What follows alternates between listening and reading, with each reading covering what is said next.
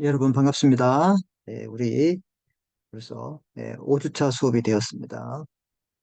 아, 이 녹화 강의를 하니까 장점은 여러분이 이제 반복해서 들을 수 있고 그 다음에 언제든지 들을 수 있는 점. 예. 단점이라고 말하면 이게 우리가 현장 강의가 아니기 때문에 좀 실감은 나지 않지만 이 재밌는 얘기를 다 해드리겠지만 좀 칠판에서 판서를 못한다는 점, 제가 타이핑 치는 점, 이런 차이점이 있습니다. 자, 그래서 이제 시간과의 그 장소의 구애를 받지 않고 들을 수 있다는 점은 좀 좋은 점이었기 때문에 그 좋은 점들을 여러분이 충분히 살려가지고 잘 활용하시기 바라겠습니다. 자, 우리 저번 시간에 배웠던 내용을 좀 복습을 하면서 오늘 수업을 들어가 보도록 하겠습니다. 아셨죠? 네.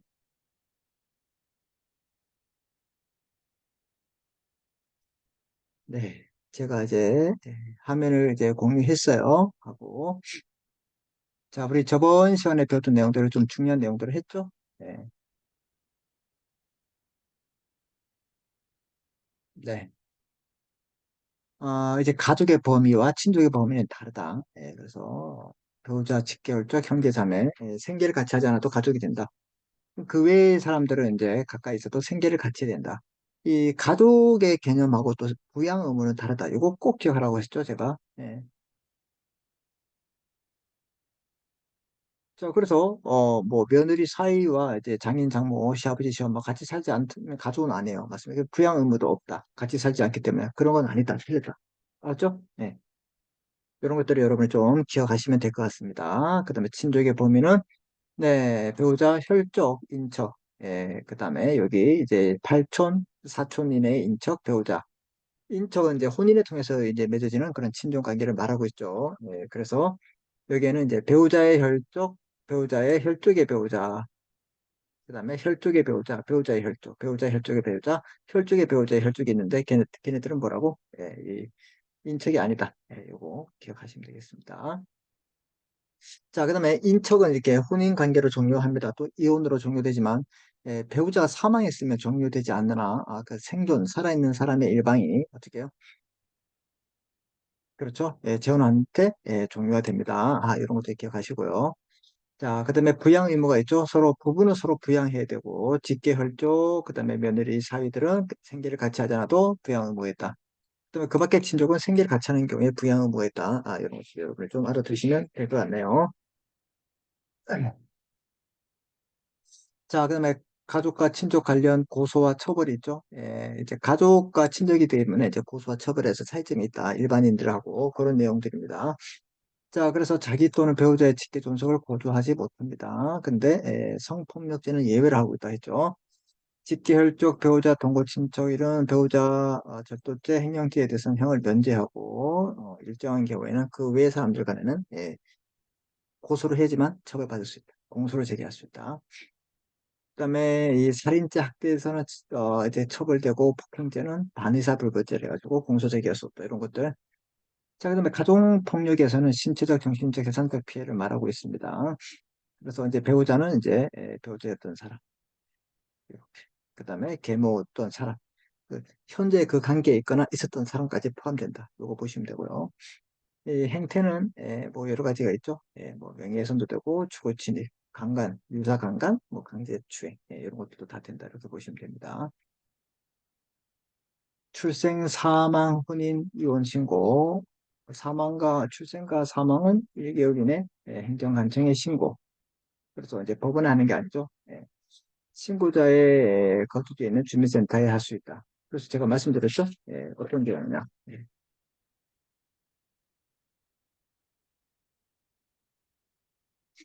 음,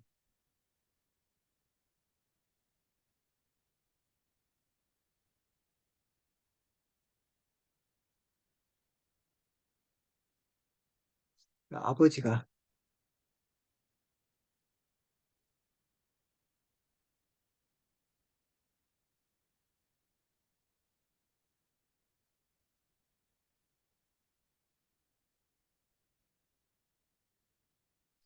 그래서 이제 부가 경기도에 이렇게 하다가 했을 때 경기도에서 사망 신고를 할 수 있고,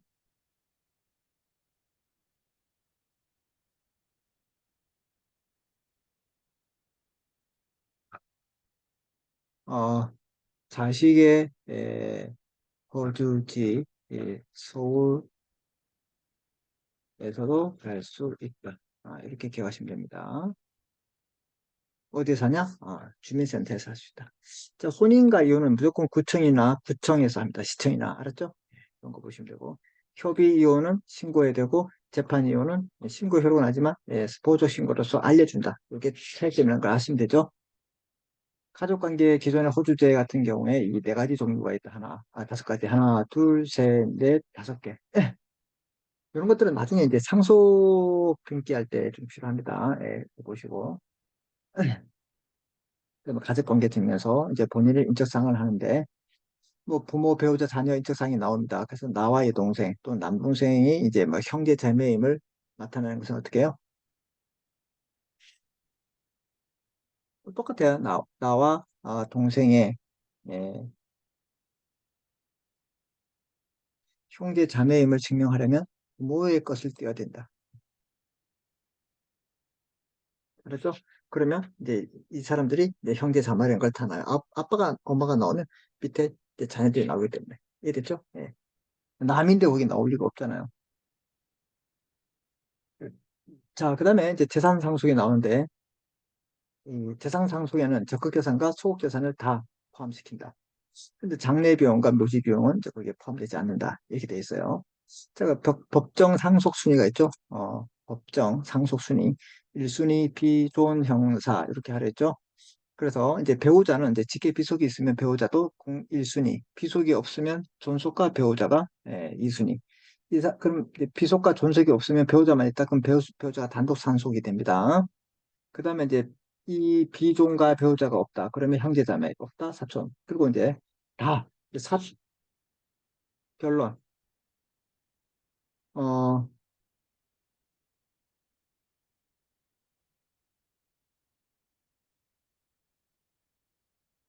사순위까지 사순위까지 상속자가 없는 경우 비로소 국가가 어떻게 해요? 국가가 상속 국가에 기속된다. 재산.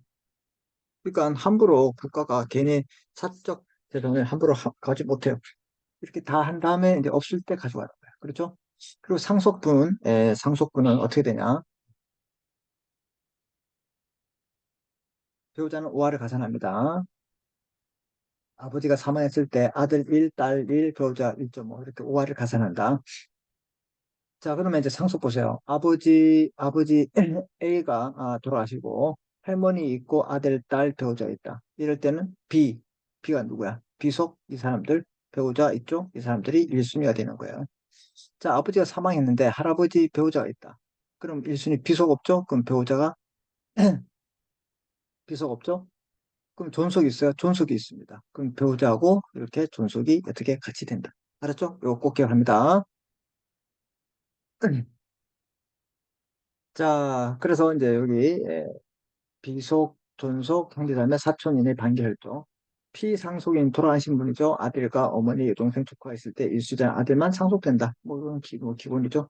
비존 형사에서 비자가 되니까. 네. 자, 그다음에 비속의 아들과 손자가 있을 때 당연히 아들만 받죠. 예, 그 며느리 사이는 안 됩니다. 대습 상속 받을 수 있다. 이거 뭐 읽어보시면 됩니다. 법적 상속권은 충분합니다. 1 같지만 어떻게 해요? 배우자는 어떻게 1.5로 갖는다. 이해됐죠? 유류분 의무를 했을 때 최소한 자기가 받을 수 있는 부분을 이 부분을 합니다. 2분의 1하고 그다음에 이 법정 가족 중에서 반계열적은 안 된다. 이거 기억하시고 이 노움의 방법에 대해서는 5가지가 있다. 꼭 기억합니다. 그 민법에 해야 되고 자, 뭐 여러 가지 방법인데 특히 공정증서,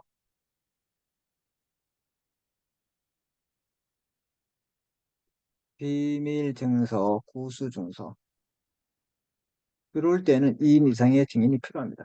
그래서 요 세 가지, 다섯 가지 중에서 세 가지는 2인 이상 필요하다. 꼭 기억합니다. 18세가 안 되면 못하고요. 유전자 상하만 한대로 저도 생기고, 유연한 대표로 저도 생긴 게 아니다. 이거 기억합니다. 상속 포기는 한 달로 3개월 내에 단순 승인이란 말은 이제 상속을 받는다. 그럼 포기한다. 한정 승인이 있다. 자, 그래서 승인 포기는 취소하지 못해요. 소급합니다. 이제 상속이 개시된 때부터. 자, 상속인이 수인이 있을 때 상속을 포기한 때는 그 상속분은 다른 상속인의 그 순위의 차순위로 내려갑니다. 그 상속인 ABC 중 A가 상속 포기하면 A의 포기분은 그 다음 순위에 기속된다. 그 자식들에게 가요. 알았죠? 예. 한정 승인은 조건으로 상속하는 겁니다. 그렇게 보시고 이걸 중요합니다. 상속인 보호 제도에서 3개월 내에 하고 여러 명일 때는 어떻게 그 비슷대로 하고 그 다음에 한도에서 승인할 수 있는 걸 한정 상인이라고 포기는 이제 그 다른 상속인의 비율로 또 기소되고 다음 순위로 넘어가고 참칭은 이제 상속 회부의 소송을 제기할 수 있다. 뭐 이렇게 여러분이 알아두시면 됩니다. 자, 그럼 오늘 이제 배울 내용들이 이제 카메라 테스트 테마를 달리해서 이제 가족생활과 법이에요. 그 계약과 금전거래, 상품거래에 대한 서비스 거래를 말하고 있는데요. 자, 우리가 이제 보통 이제 계약에서 살고 있습니다. 계약. 근데 우리가 이제 아침에 이제 학교를 가기 위해서 이제 지하철을 탄다, 버스를 탄다. 그럼 운송 계약을 하고 식당에서 밥을 먹는다. 그럼 어떻게 해요? 이것도 계약이지. 내가 돈가스를 시키면 돈가스의 완성에 의해서 내가 그 자리에서 먹고 일어날 수 있는 그런 계약이 있습니다. 그래서 모든 우리 일상생활에는 계약으로 이루어집니다. 여러분하고 저하고 계약이 돼 있어요. 여러분이 제가 이제 어떻게 해요? 강의 개설을 오면 여러분들이 이제 보고 어떻게 해요? 수강 신청을 하는 거죠. 이해됐습니까? 예. 자, 그래서 계약을 보시면 계약이란 사법상 이제 사법은 아시죠? 이제 사적 자치에서 개인과 개인 간의 권리 관계를 말하고 국가의 개입이 1도 없는 거예요.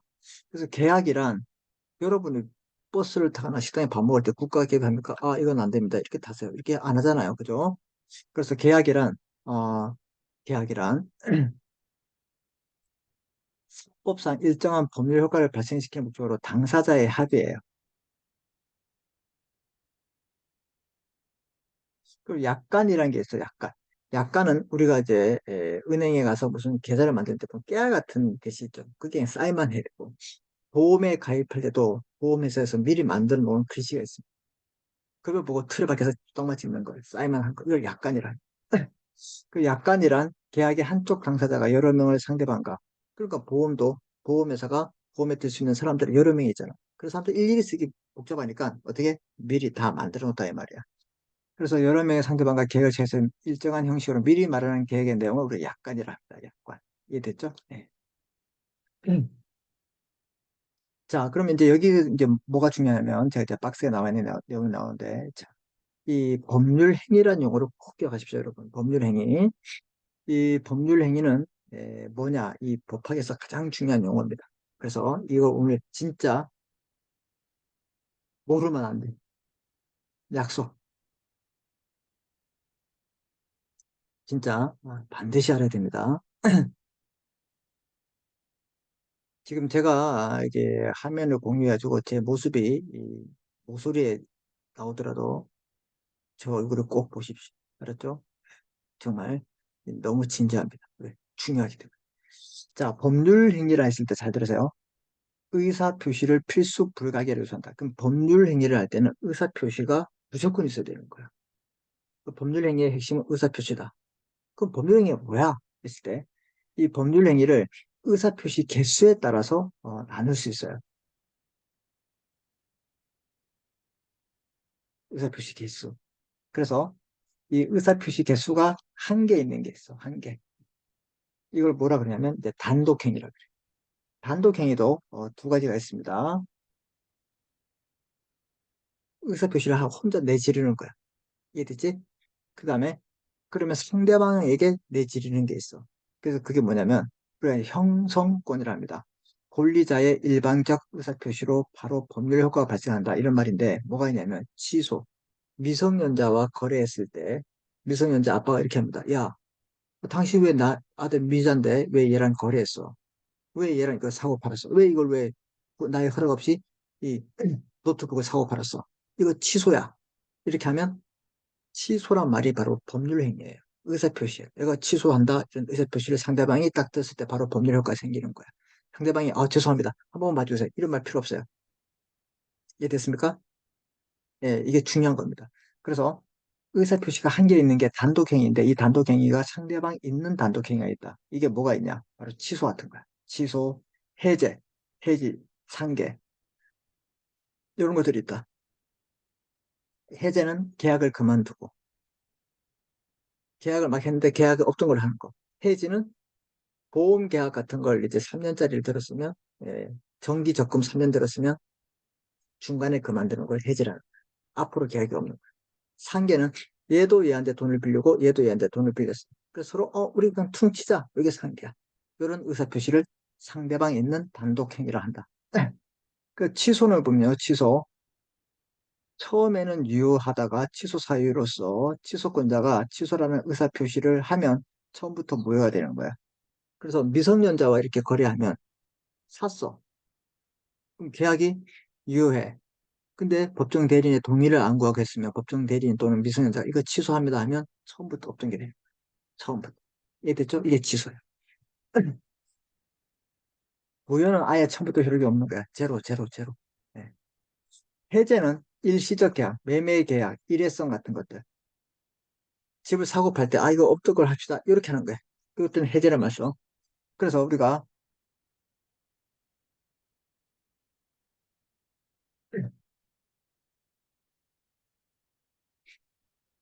원상 회복 의무가 있고, 이 취소가 됐을 때는 부당 이득 반환이 문제가 됩니다. 부당하게. 미성년자가 취소를 이용해서 부당하게 이득을 취할 수 있잖아. 그걸 반환해야지. 이해됐죠? 네, 그걸 이용해서 계속 자기가 이득을 가지고 있으면 안 된다, 이 말이야. 그 해제는 그런 뜻, 해지는 그 정기적금이나 보험에 가입하면 3년 만기를 2년에 해지해서 앞으로 1년은 없는 것이 됩니다. 장래휴랍니다. 이거 소급표라는 거. 소급표란 말은 이제 거슬러 올라간다. 네. 그래서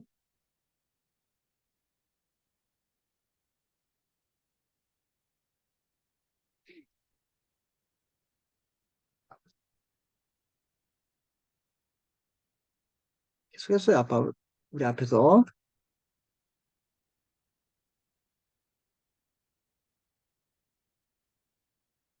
그런 뜻이야. 장래휴랍은 앞으로 없는 거예요. 그래서 이제 의사표시가 한계가 있으면 단독행위라고 하는데 요 상대방이 있는 단독행위는 이런 것도 있다. 취소, 해제, 해지 등이 상계 등이 있다. 상계.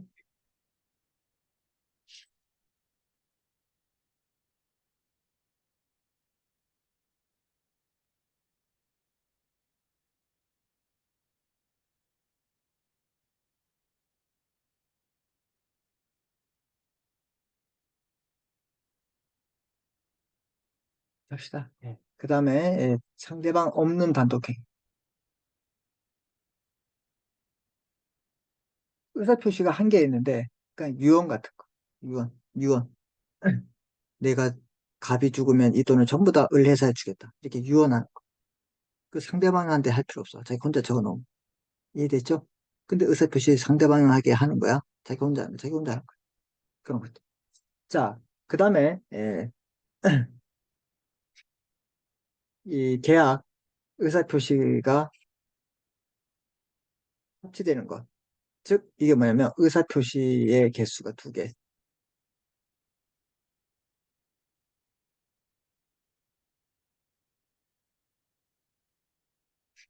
의사표시가 두 개. 한 개는 단독행위, 두 개는 계약. 의사표시가 합치가 되는 거야. 그래서 이게 뭐가 있냐면 이 계약의 종류가 이제 15개가 있는데요. 증여, 무상으로 증여하는 거. 예. 그 다음에 교환. 내가 이거 좋으면 이 서로 맞바꾸는 거. 이거 바꿀래? 오케이, 좋아. 매매. 집을 사고 팔고 땅을 사고 파는 거. 사용대차, 빌려주는 거. 소비대차, 돈을 빌리고 쌀을 빌리는 거. 임대차, 주택임대차, 상가임대차. 그 다음에 고용. 일을, 사람을 뽑을 때 고용. 도급, 일을 시켜요. 집을 지어달라. 돈가스를 만들어달라. 위임. 변호사나 법무사를 선임해요. 임치, 물건을 맡깁니다. 조합. 우리 조합은 이제 공동 사업을 하자. 오케이. 그다음에 현상 강호. 우리 집 강아지를 찾아주세요. 이런 것들. 종신정기금. 내가 당신을 죽을 때까지 보살펴 줄 테니까 매달 나한테 돈을 주세요. 뭐 이런 거. 아니면 내가 너에게 일정한 네가 죽을 때까지 내가 돈을 주겠다. 여행 계약. 어, 조합이 또 있네. 자, 하나, 둘, 셋, 넷, 다섯, 여섯.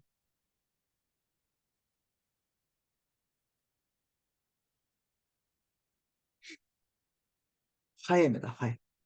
서로 할 때 화해하자 이런 것들이 계약입니다. 그래서 이렇게 이런 이제 15종의 전형 계약은 뭐가 있냐면 의사 표시가 두 개 합치된다. 정려 줄게, 네, 받겠습니다. 이거 살래? 네, 사겠습니다. 이렇게 의사 표시가 합쳐야 되는 거야. 두 개 있어야 되는 거야. 알았지? 예를 들면 이렇게 보시면 매도인 A가 매수인 B에게 아파트 10억에 살래? 이렇게 의사 표시를 하는 걸 청약이라 합니다. 청약의 의사 표시. 얘가 사겠다 이렇게 승낙 의사 표시를 했어. 승낙의 의사 표시가 A에게 도달해요. 승낙의 의사 표시가 A에게 도달해. 그러면 이때 매매 계약이 성립해. 계약이 성립됐어. 자, 여러분 식당 가가지고 예, 돈가스 주세요 하면 계약은 네, 알겠습니다. 계약은 성립됐어. 끝이야? 끝이에요?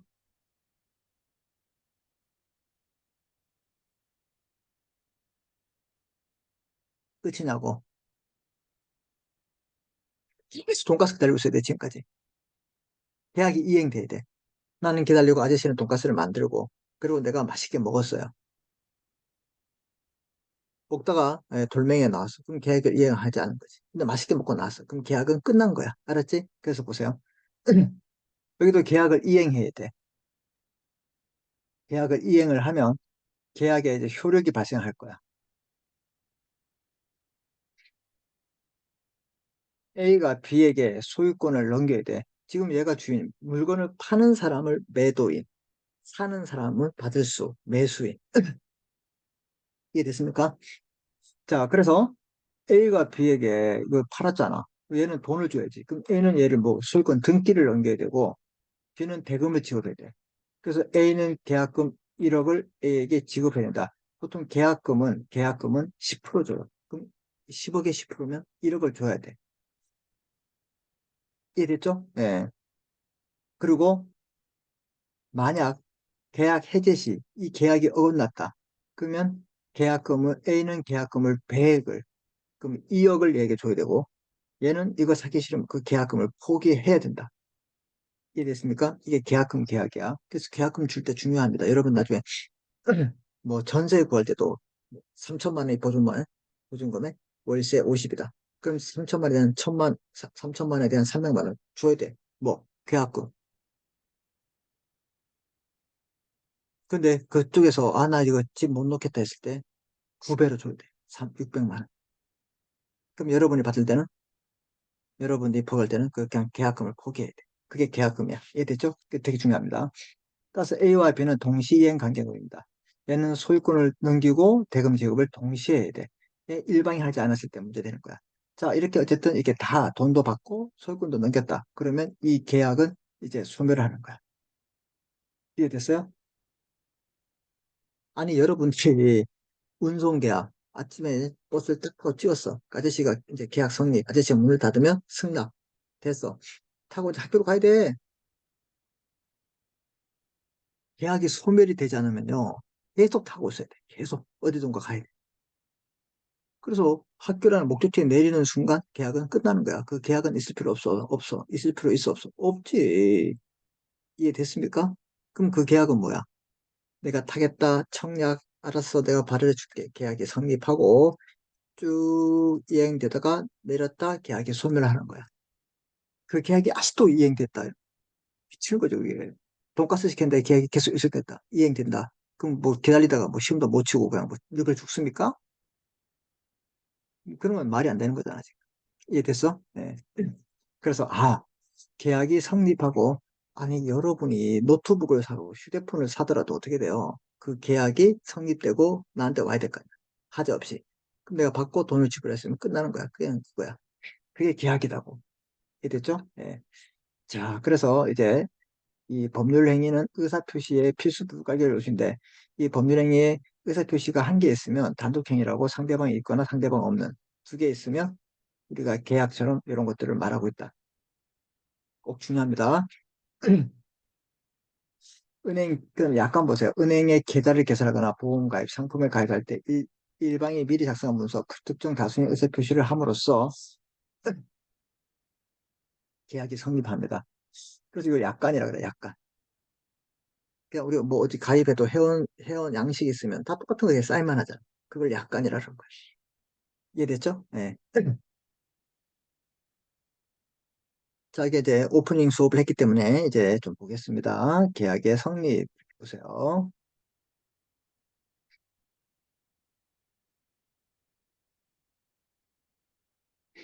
청약은 뭐 사람 이제 먼저 의사표시하는 거야. 일방이 타방에게 일정한 계약 내용을 체결할 것을 제한하는 상대방이 있는 의사표시다. 아까 말씀드렸잖아요. 상대방이 있는 의사표시. 상대방의 승낙이 있으면 꼭 계약이 성립하는 것이다. 이 말입니다. 그래서 상대방의 승낙만 있으면 꼭 계약이 성립해요. 또 우리 계약을 할 때 계약서를 써, 안 써? 쓰지. 그럼 왜 써? 증거 자료지. 그 계약서 작성하고 계약 성립은 아무런 문제가 안 됩니다. 꼭 기억합니다. 이런 청약은 상대방의 도달한 때부터 효력이 생깁니다. 도달주의야. 계약의 청약의 구속력은 이를 처리하지 못합니다. 그러니까 도달 전에는 처리 없으면 도달됐어. 상대방이 이거 판단을 알아서 그 들었을 때, 아, 나 그거 그만둘게. 이렇게 할 수 있다. 이 말이야. 도달 전에는 처리 가능해요. 승낙은 계약을 성립시킬 목적으로 청약의 상대방이 청약자에게 하는 의사표시야. 먼저, 야, 이거 10억에 살래? 이렇게 했을 때 얘가, 아, 알겠습니다. 이거 승낙이야. 아니면 이 사람이 저거 10억에 파시겠어요? 네, 그래, 팔겠습니다. 이렇게 하는 게 먼저 하는 게 승낙, 나중에 하는 게, 먼저 하는 게 청약, 나중에 하는 게 의사표시가 승낙이야. 그 청약과 승낙의 의사표시가 합치가 딱 되면 계약은 성립되고, 그 다음에 계약서 쓰는 것은 이걸 증거를 하기 위해서 쓰는 거야. 그래서 계약서를 쓰는 건 아무런 관계가 없는 겁니다. 이해됐죠? 예. 계약서 쓰는 거는 계약 성립에 아무런 문제 없다 이 말이에요.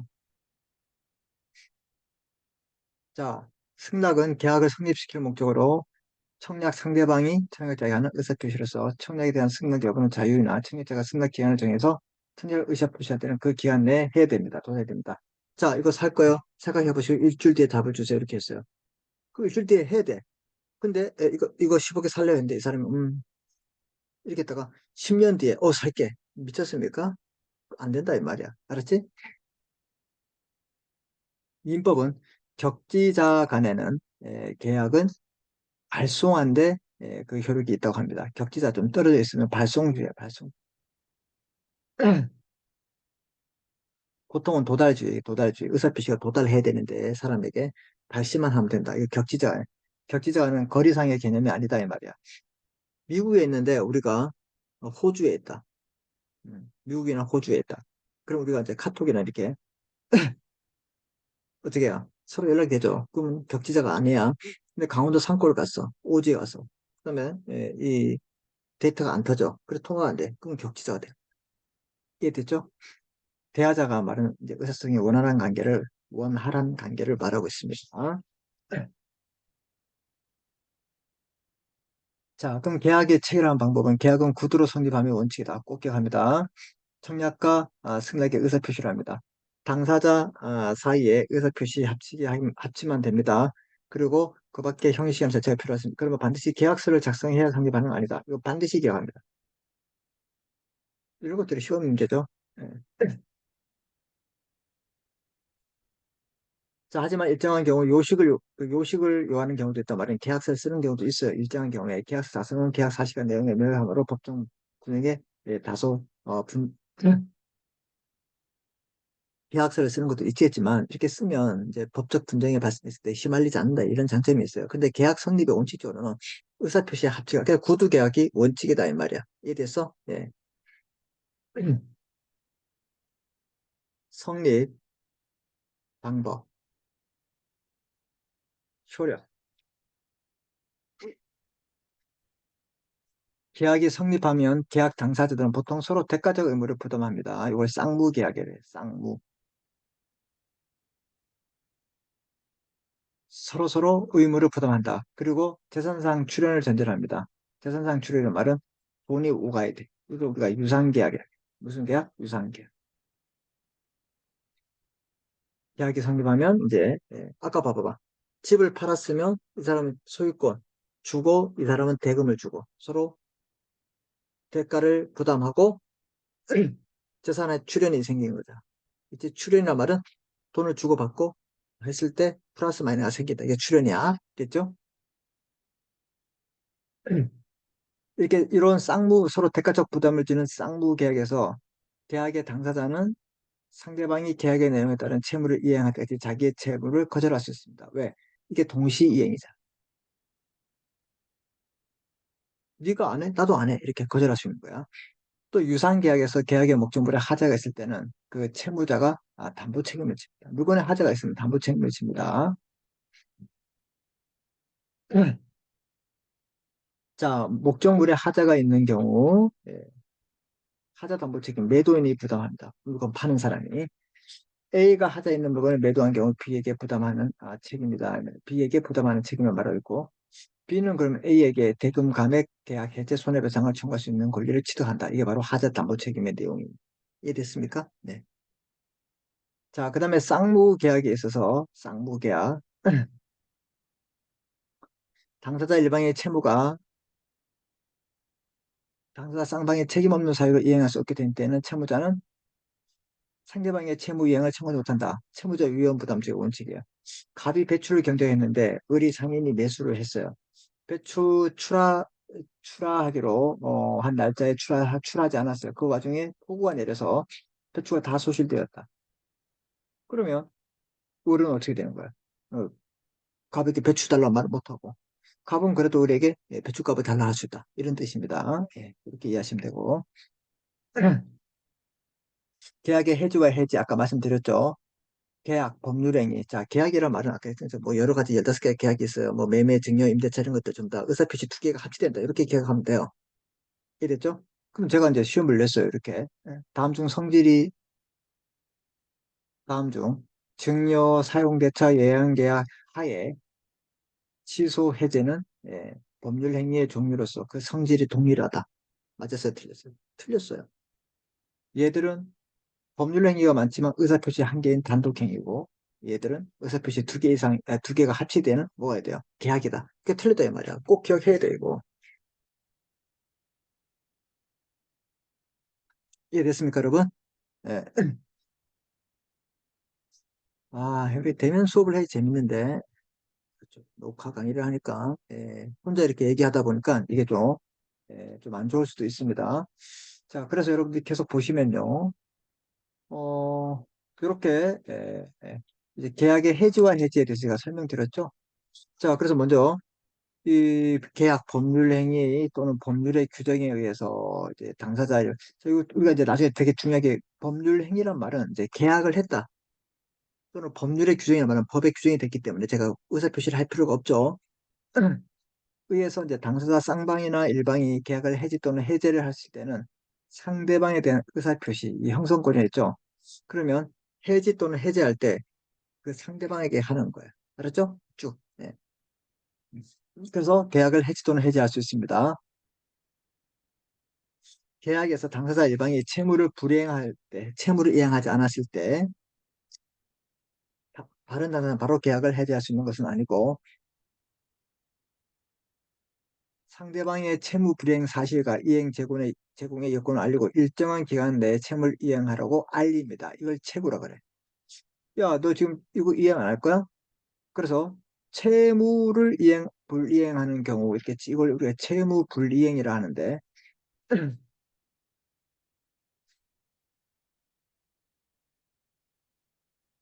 이 종류가 뭐가 있냐면 이행 불능, 이행 거절, 아니, 이행 거절, 이행 지체, 불안정한 이행. 이렇게 했을 때 이행한 거 아는 거야, 전부 다. 뉘앙스도 오지. 채무, 이행 불능?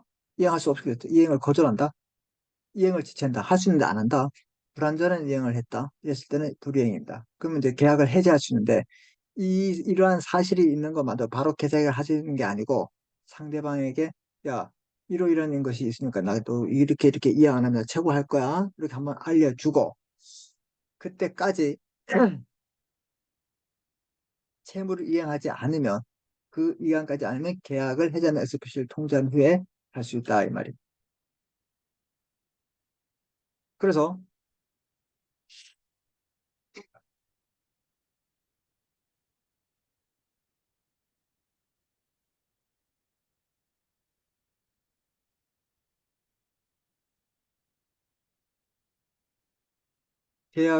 계약을 해제는 바로 한다면 틀려요. 어떻게 한다?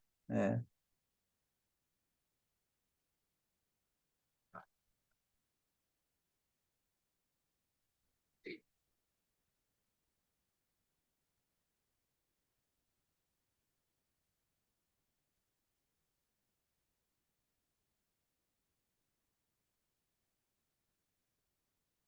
이렇게 해야지 맞는 거예요. 알았죠?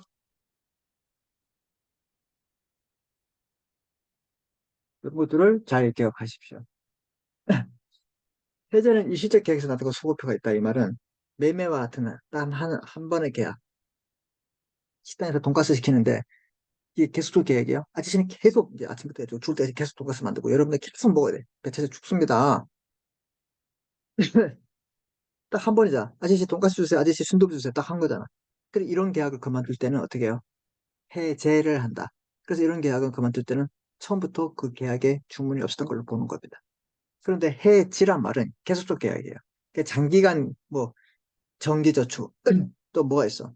보험계약 이런 것들은 이제 그만두면 장래예고 그래서 해제와 해지를 구별합니다. 네.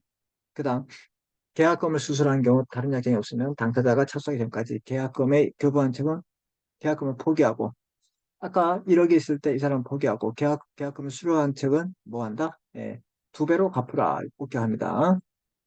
자, 계약의 내용은 반사의 질서에 반하면 안 됩니다. 뭐 반사의 질서에 반하는 게 첫 계약, 도박자금 이런 것들을 말해요. 이런 경우 손해배상 청구나 부당이득 반환 청구가 불가능해요. 예, 반사의 질서이기 때문에. 이해됐습니까? 예.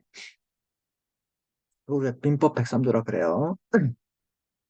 이제 금전 거래가 또 나오죠. 예, 그다음에 이제 서비스 이런 거 나오는데 자, 소비 대체가 나오죠. 소비 대체. 예. 소비 대체 우리 계약이었어요. 예, 계약. 당사자가 금전 기타 대체물의 소유권을 상대방에 이전할 것을 약정하고 상대방은 동종, 동질, 동량의 물건을 반할 것을 약정하는 약정함으로써 성립하는 약성계약이라는 승낙한다 이런 뜻이야. 그 뭐야? 자, 쌀 한 가마만 빌려주세요. 이렇게해서요. 그 제일 좋은 걸 빌려주세요.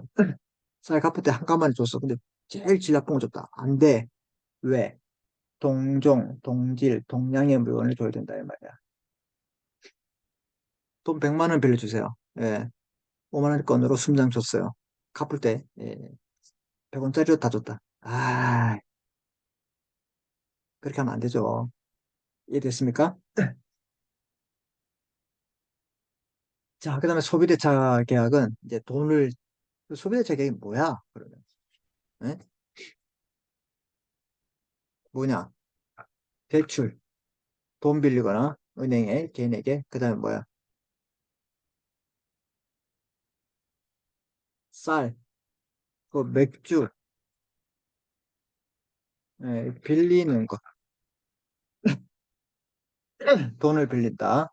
쌀, 맥주 빌리는 이런 것들 소비대차. 이게 소비란 말은 쓸 수 있는 거야. 돈도 쓰고 쌀도 쓰고 맥주 쓰잖아. 그럼 사용대차 우리 앞에서 배웠던 거.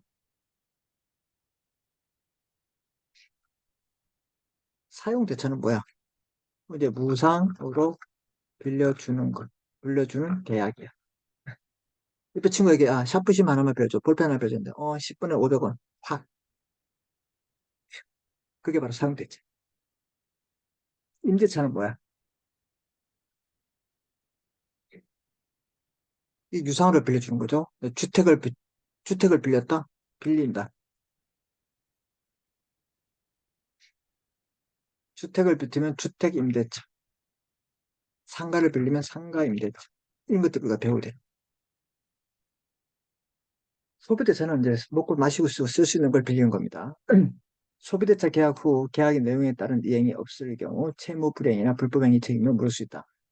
아니, 돈을 안 갚아요. 그러면 이자를 물을 수 있죠. 그게 바로 채무 불이행, 이자 책임, 불법행위에 될 수 있어요. 이자에 관한 내용에 포함된 소비대차인 경우 이자에 관한 특약의 합의가 있어야 합니다. 특약이 없으면 법정 이자입니다. 그래서 보통 이제 친구끼리 빌리면서 이자는 없어 이렇게 하면 이자 없는 거야. 아무 말도 없었다. 그러면 법정 이자. 민법은 5%에 5%. 5%. 상법은 6%에.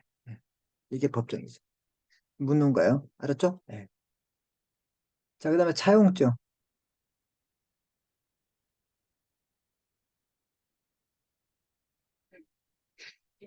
돈을 빌리는 사람이 채권자에게 채권자의 돈이나 물건을 빌렸습니다는 증거로 작성하는 문서입니다. 차용증은 그 채무자가 채무를 불이행하는 경우 채권자가 법적 대응해야 할 근거가 됩니다. 그다음에 돈을 갚은 사람은 뭘 청구할 수 있냐? 영수증을 청구할 수 있습니다. 이거 잘 받으셔야 됩니다. 영수증이 없으면 나중에 이중 변제를 해야 됩니다. 돈 또 갚아야 돼요. 이해됐습니까? 예, 그런 것들. 다음 보증이에요, 보증.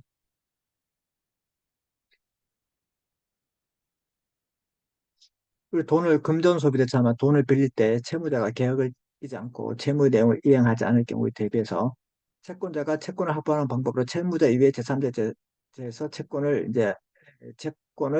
인적 담보하는 제도예요.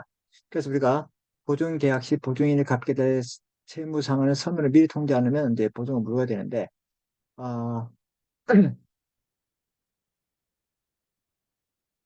이게 나오나 여기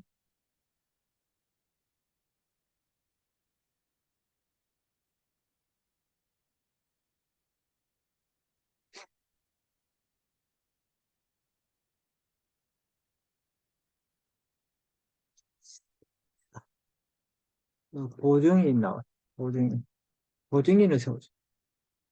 이거 우리가 인적 보증 담보 인적 담보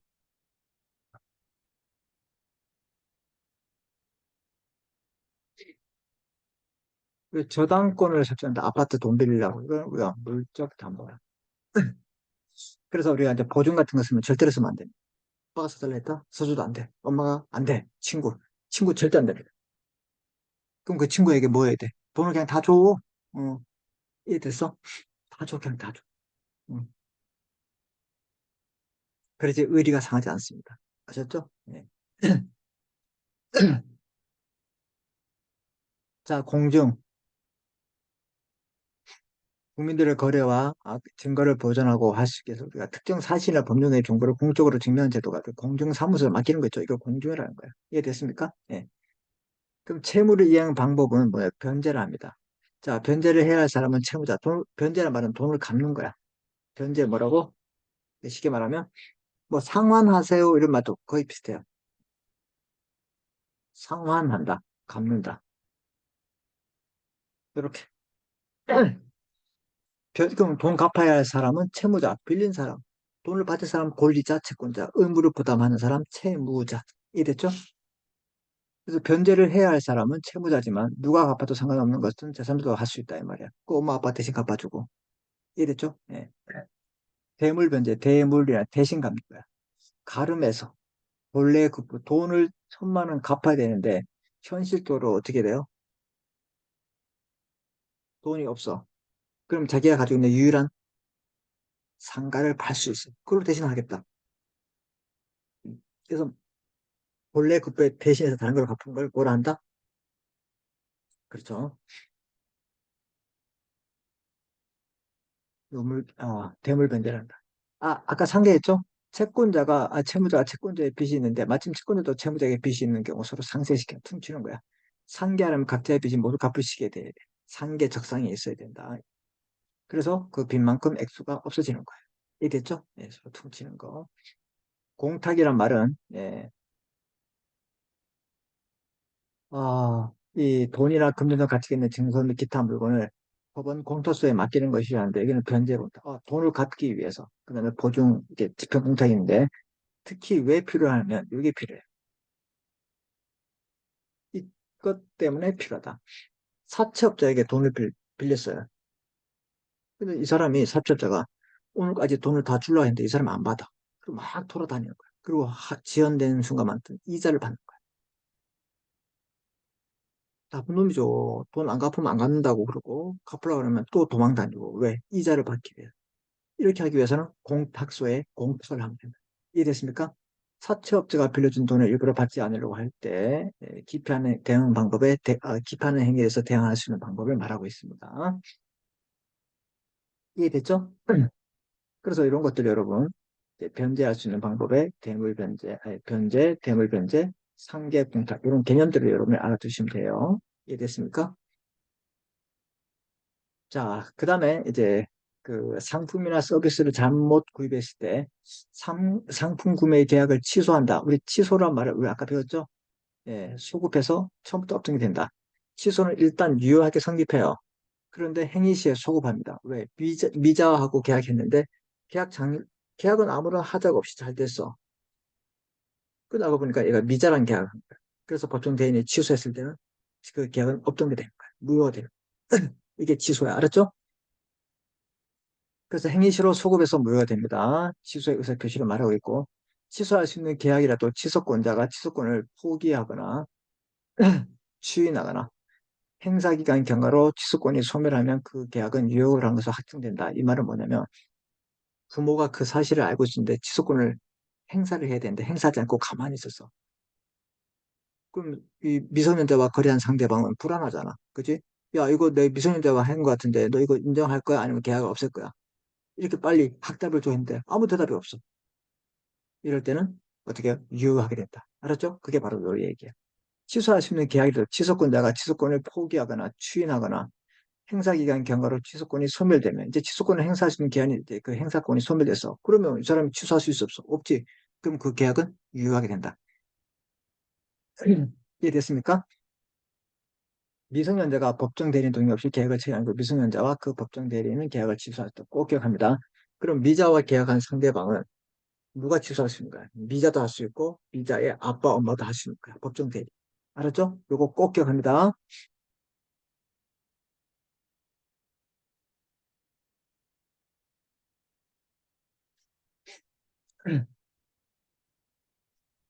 계약 내용에 중요한 부분에 착오가 있다. 이러면 착오가 있다. 이러면 착오. 잘 들으세요. 착오.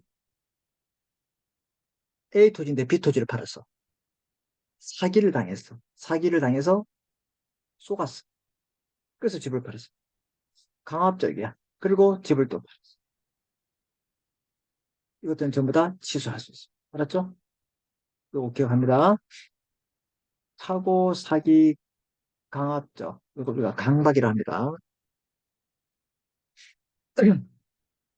요거에 의한 불법 행위를 했을 때는 취소할 수 있어. 무효가 아니다.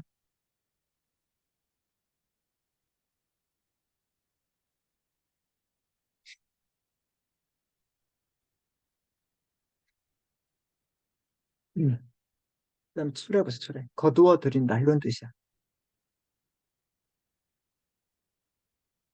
의사를 거두어 들인다. 의사 표시를 거두어 들인다. 안 한다.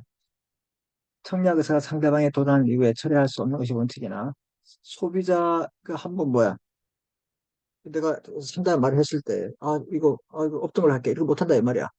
근데 소비자 관련으로 충동 구매했을 때는 그 철회권을 인정해주고 있다. 어떨 때? 어떨 때? 충동 소비자 보호.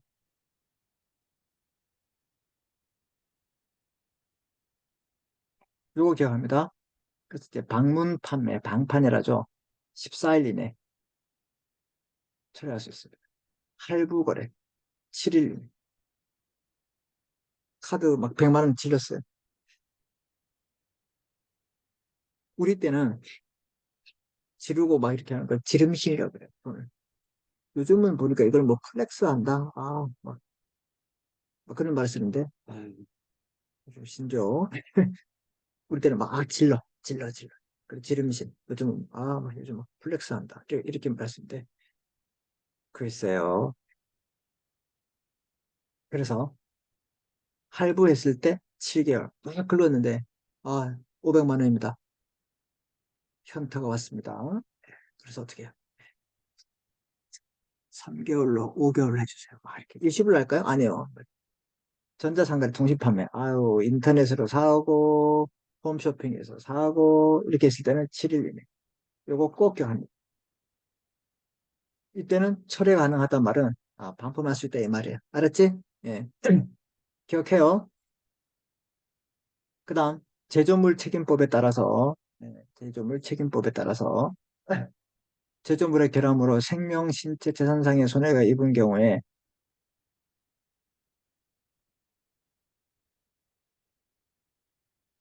그 제조물의 제조업자가 고의나 가실 없이, 이게 중요한 겁니다.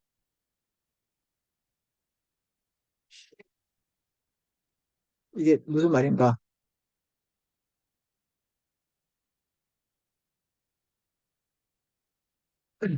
나한테 가실이 없어. 실수 없어도 어떻게 향판을 전기장판을 만드는데 이게 어떻게 합선이 돼가지고 불이 났어. 이 사람이 합선을 시킨 게 아니잖아. 그래도 제조업자이기 때문에 손해배상 책임진다 이런 뜻이야. 알았지? 예, 중요합니다. 입증 책임의 전환이야. 그러면 옛날에는 이게 되게 힘들었어요. 전환의 말은 바꾼단 말이야. 그러면 피해자가 고객이 이게 이 사람들의 이 기술적 결함으로 이게 어떻게 피해를 봤다는 걸 입증해야 돼. 과학적인 설명을 해야 돼. 할 수 있어요? 못 하잖아. 그래서 증명을 전환시켰다. 책임 증명. 입증 책임, 증명 책임을 전환했다. 증명 책임을 지는 순간 소송에서 질 확률이 거의 높잖아요. 그 소비자는 제품의 결함과 손해사의 인과관계가 정확하기 입증하기 어려웠어. 그래서 이걸 어디서 누가 하기로 했냐? 이제 제조업체에서 내가 가실이 없다는 걸 입증해. 알았죠? 결함이 없다는 걸 입증해야 됩니다. 의료 서비스도 보세요. 우리가 뭐 이렇게 수술을 하다가 뭐 잘못됐다, 그다음에 뭐 내시경 받았다가 잘못됐다 이렇게 했을 때 피해자 측에서 입증하려면 그 의학 용어를 써야 되는데 알 수 있어 없어요. 못 쓰잖아. 그래서 입증 책임이 전환됐다. 어떻게? 의료 서비스도 의료진과 고의가 시했다는 것을 입증해야 된다 이 말이에요. 이런 것들 전부 다 입증 책임이 전환됐어요. 제조물도 그렇고 의료 서비스도. 이해됐습니까? 예. 그럼 이제 보험 서비스는 15일 이내에 해야 된다. 뭐 숫자만 기억하시고 보험은 나중에 자세하게 배웁니다. 네, 이렇게 보시면 됩니다. 자, 그래서 오늘은 이 계약 너무 중요합니다. 약간 그래서 이 법률행위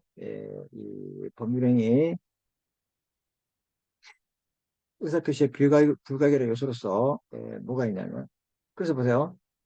이렇게 청약, 승낙 같은 걸 우리가 의사표시죠. 청약과 승낙의 의사표시가 합체된 거 두 개 있어야 돼.